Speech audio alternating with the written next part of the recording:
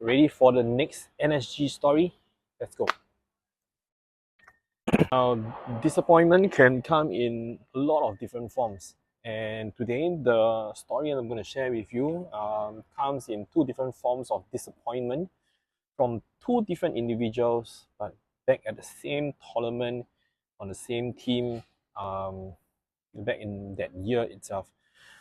Just gonna give that two examples, and from there, hopefully, I don't hear or I don't see any.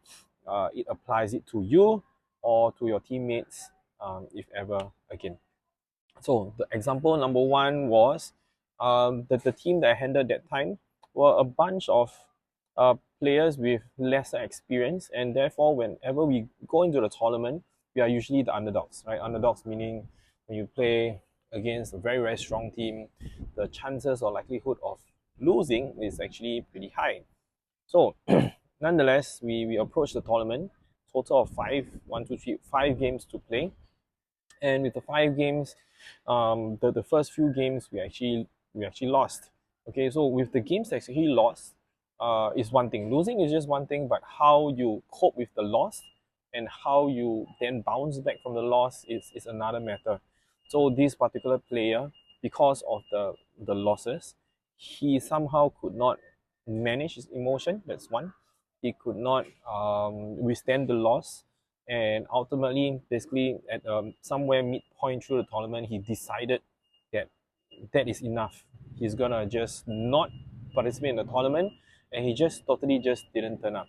And back then, if I remember correctly, he was actually one of the seniors already, which means he was actually one of the more reliable ones, one of the more skillful ones. Perhaps when I say reliable, it might not be really applying to this case, because he actually literally gave himself up. He gave up the team, and he just totally just left the team altogether.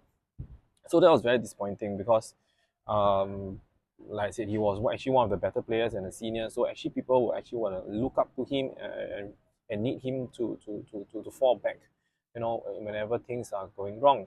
So this happened at somewhere in the midpoint, and directly, indirectly, it actually caused a bit of a shake in terms of the morale of the team. But nonetheless, we still need to proceed on and to play, the next few games that's remaining. So what happens is subsequently, there was another game that we got to play, and midway through the game, and this is now applying to the second player that I'm talking about, which is of a disappointing case scenario for me that I can remember very clearly. So he is a starter, a defender, and we just start the game as per usual, as per normal basically. But midway through the game, I actually sub him out. So from the previous video, if you have seen it, if not, you can check out the links in the description below. The previous example, the idea of benching the player actually worked. But this time around, when I benched the player, my idea was pretty similar in that probably another 5 to 10 minutes time, I will insert him back. But usually when you bench the player, and then you continue to take a look at the game. Lo and behold, after that few minutes in which I had the idea of putting him back, when I turned around and when I was trying to look for the player, and to give the instruction that you are back on, I'm not so sure whether this really happened to you or any team before, because even after the incident, there's never a repeat of such incident. So what I saw was that player at the bench, he actually took out his shoes and was already taking out his socks. So basically, his body behavior was since you have already benched me, as in the coach has already benched him, he felt that he will most probably not be participating already. He took out his shoes, he took out his socks, and basically just changed onto his slipper while the game was still midway through. So can you just feel, the kind of shock and disbelief that a player that you wanted to put back on just because you subbed him out a few minutes earlier actually, just basically just give up. He cleared his his attire, And he gave her that nonchalant look, if that is a proper word. The look where, what? So what? You want me to play again? I'm done already. So if you ask me again, what was then my after reaction? Number one, of course, the shock and disbelief. The next thing was I somehow managed to control my anger. I mean, by then, anger management is something that I had to manage and control. But by then, I just simply brush him off. I just continue to focus on the game, and that's it. But deep in my heart, the aftermath was, thereafter he was not allowed to be played for the next game, just because of that action itself. And the aftermath was, there was still this meeting between the player itself and my captain, my then captain. And that meeting itself, I wanted to kind of just test him out, to see whether is he apologetic, does he understand his actions, what does it represents, what's the consequences, and why did I actually do that. But guess what? The disappointment deepens further, because there was no apology, there was no remorse, there was just simply nothing.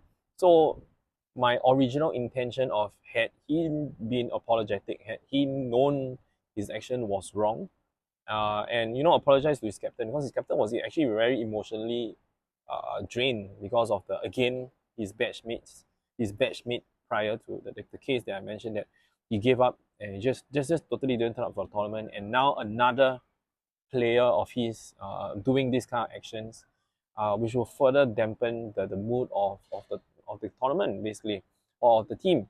So he was not apologetic, basically, show no remorse, and therefore that's it, full stop. He was not allowed to participate in the subsequent remaining games. But what this story is about, number one, when the chips are down, how do you react to it? When the chips are down, do you give up? And number three, when you give up, it is not just affecting you. You also have to consider how does it affect others. So some kids, youth, especially, I mean, given that I've been handling youth of different ages, right down from 7, 8, 9, 10 years old, all the way to the teenage years, the idea of giving up and the body behavior does, creep in from person to person from time to time. But to totally just give up, like not even trying, not even attending, not even turning up, showing negative behavior is just to me out of this world. Because what about then the other challenges that you're going to face in your subsequent life? Because losing at the game actually is a very small bit part of what you encounter. And when you will be out in the society in the future, when you're out working in the future, where there's even more tougher situations, do you then just give up that easily? So that, to me as a coach, is a huge thing. But nonetheless, the key takeaway is, hopefully when the chips are down, what else can you pick up from there? What lessons can you retrieve from there? And cherish the positive manner. Where is it the friendship that you have between your teammates? Where is it the journey of picking yourself up, learning new skills, learning the experience from all the downfalls? I think that's actually more precious, and it will actually allow you to grow, become stronger as a person. So that's the story for now. It's a story of disappointment, and hopefully the next story will be a lot more positive again, as the past few stories has always been about issues that I've seen. But of course, it is stories like this, then I can bring out certain lessons for you guys to pick on. Okay, if not, if there's anything else, do see you in the next video. But do also take note of my Floorball Basics Academy. The Floorball Basics Academy has been going on for months already, and gradually we have been increasing the number of participants for my under 8s and my under 12. I'm happy with the progress, although I would like to enhance it even further by getting more kids to come here to get exposed to game itself. So if you have anyone that's interested, do sign up, do check out at floorballbasics.com. And with that, I'm checking out. Bye.